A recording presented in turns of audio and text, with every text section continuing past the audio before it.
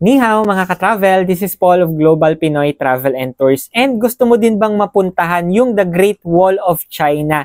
So we have here our Beijing China Tour Package. So ang kagandahan guys sa package na ito, this is all inclusive. So kasama na po yung airfare, yung hotel accommodation natin, meron na pong English-speaking tour guides, may mga meals, and napakaraming lugar na mabivisit nyo, di ba? Or may experience. And isa na po doon yung The Great Wall of China. So nandyan po sa taas yung mga dates po na pwede nating pagpilian and yung rate po nitong package na ito. Kaya if ever you are interested, no, message mo lang ako directly in my Facebook account or sa mga contact details ko so I can guide you on your next travel destination. With that, God bless po sa ating lahat. Gusto mo din bang umattend ng ating free webinar para sa travel and tours business?